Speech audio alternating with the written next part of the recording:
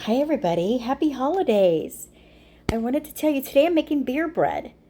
It's my absolute favorite. It's so easy to make, very few ingredients, and for the holidays, if you have company come in, cut it up, put it on your charcuterie board, and it's fabulous.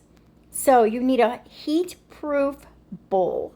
You can use a loaf pan, a bread pan. I didn't have one, so I'm using a Pyrex bowl. Butter it generously. You need to make sure that you butter it very well so that the bread doesn't stick to the bowl. Next, you're going to take 3 cups of self-rising flour. So if you don't have self-rising flour and all you have is all-purpose flour, that's okay. Do 3 cups of all-purpose flour and a teaspoon of baking powder, maybe a teaspoon and a half, just so the baking powder just kind of helps it rise a little bit more. If you don't have it, it'll just be a little denser, thicker, rustic bread, and it's very forgiving. So don't stress about that part. 3 cups of flour. On this one, I'm using a self-rise flour. Okay, and then you take 4 tablespoons of butter and you're going to melt it in the microwave or in a pan for your the top. Usually the top is what I pour it on. This time I pour it into the loaf. 3 tablespoons of sugar. The sugar helps the yeast in the beer to be very active. By the way, you want your beer to be room temperature. So take it out of the fridge about an hour or so before you make your bread. So you're going to add your melted butter into the batter, into the dry ingredients. You can also just pour the melted butter over the top of the loaf of bread, and it makes it a little bit crispier on the outside. Add your beer.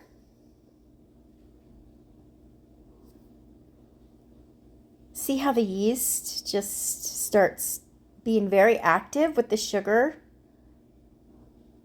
You're going to mix it up really well until it's kind of a very sticky dough. All of the flour, everything is mixed well together. Take your hand and just start mixing it, pulling it away from the bowl. After you get the flour all incorporated, it kind of helps to form like a really rustic ball of the dough. Once it's all mixed well, very well together, so just pull it all together, and then you're going to put it into your baking dish. So I'm going to put the exact recipe in the description box below. So if you want to make it for your family for the holidays or your guests or your friends. Sometimes I do the garlicky cheese when I'm making spaghetti. So by the time the spaghetti's done, the bread's done, it's all perfect and it's inexpensive. Fabulous recipe. So easy, so quick. Put it into your baking dish. Just mush it down in there. You can form it a little bit. You can put whatever toppings you want on it. This is everything bagel. Put it in at 405, okay? 405 degrees. You're going to bake it for 405 degrees for about 6 minutes and then turn it down to 365 for another 25 to 30 minutes.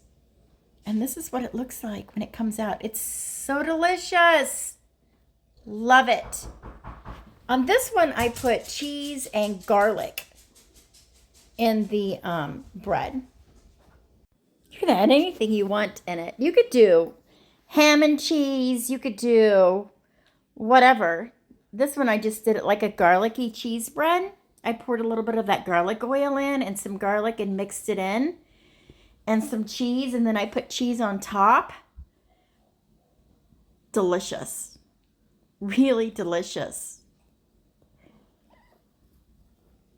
Once I get it all mixed in, stick it in the oven, bake it. I did pour a little extra butter over the top of this one before I put the cheese on. So it just kind of helps with melting the cheese better.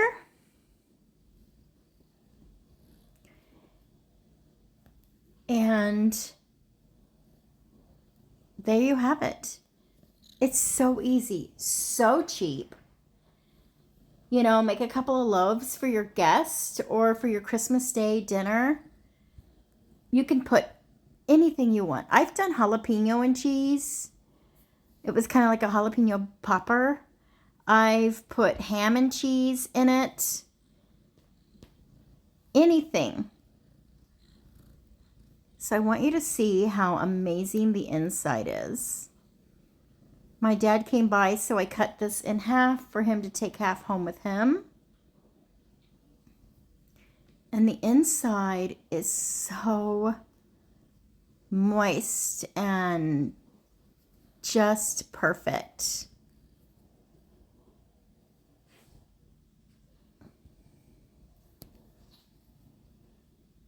Ugh, amazing. Absolutely amazing. Yeah, mix them for your holidays.